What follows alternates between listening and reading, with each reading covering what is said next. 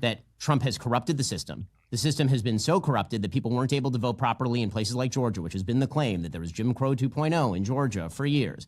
There would be claims that Donald Trump was paid off by the billionaires, that there was foreign interference in the election. There would be all of these claims, right, and they would float around. Donald Trump has all, this is my original claim, Sam, is that Donald Trump is very obvious in his excesses. You've asked me essentially whether I think Trump is Orange Hitler, right? And I never have, and I've never taken those concerns entirely seriously. But I would point out that the leading scholars of fascism at this point, I mean, people like Robert Paxton, use the term in application to Trump, and it's not an empty epithet, right? It's not the same thing as saying that Trump is the next Hitler figure or the next Putin figure, right? I think the difference is that Sam Harris and Ben Shapiro go head-to-head in this fiery debate over Trump's influence, election denialism, and the so-called fascism creeping into politics. In true Harris fashion, he pulls out big words and sweeping claims, while Shapiro counters with his usual sharp rhetoric. Let's get into this clip, break it down piece by piece, cut through the noise, and get to the heart of what they're really saying. Let's get into it.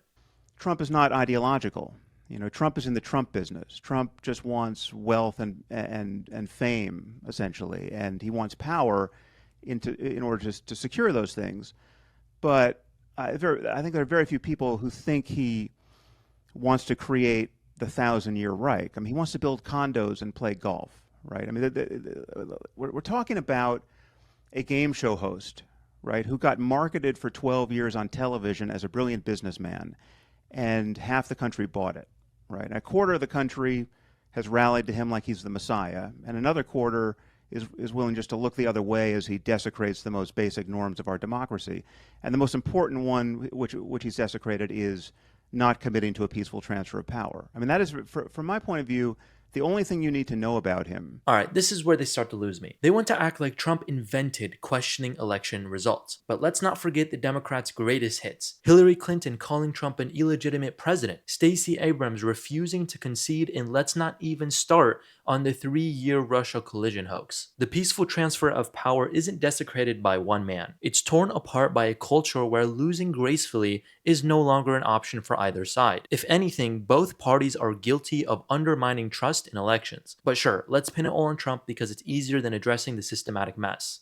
To decide your vote in this election is that as a sitting president, he did not commit and would not commit and still hasn't committed, frankly, to a peaceful transfer of power. And we didn't have a peaceful transfer of power, right? And so that is, I mean, just again, to default to sane conservative Republican or erstwhile Republican principles, Ronald Reagan singled this feature of our democracy out as the key feature. I mean, it is the thing that made us the shining city on the hill, to use his terms. I mean, the thing that people living in shithole countries, to use Trump's terms, envy in us is this peaceful transfer of power. It is a political miracle. And Trump's campaign, his continued status in the Republican Party as their frontrunner, is just a continuous desecration of that principle. And so from my point of view, everything hinges on that. And no, I don't think assassination attempts are the right remedy for that. Voting against him is the right remedy for that. And the reason why things didn't normalize over the last 4 years is not because Joe Biden was so woke, or Kamala Harris is now a woke Manchurian candidate who will govern like a blue-haired activist from Barnard. No, it's that Trump is still in our politics, and we don't have a normal conservative party. I mean, this again, to come back to things that you and I agree about. You know, you and I could spend 2 hours here running down the far left and agreeing about, you know, just how bizarre the identitarian moral panic has been on the far left. I mean, when Donald Trump won the election in 2016, we then spent 3.5 years of people claiming that Donald Trump was a Russian plant and had been bootstrapped into office by the Russians manipulating Facebook. This sort of election denialism is not, it is ugly, it is bad on both sides. It is. Ben tries to take the middle ground here, claiming election denialism is ugly on both sides. And while that's technically true, Sam Harris would probably argue that the scale of denial matters. Sure, the left spent years on the Russia collision narrative, but that never escalated to an insurrection. Trump's denial wasn't just about contesting results, it was about pushing the boundaries of what a president could get away with. Harris is right to highlight the unprecedented danger here, and Shapiro's both sides argument doesn't cut it. It sounds a bit more like false equivalency.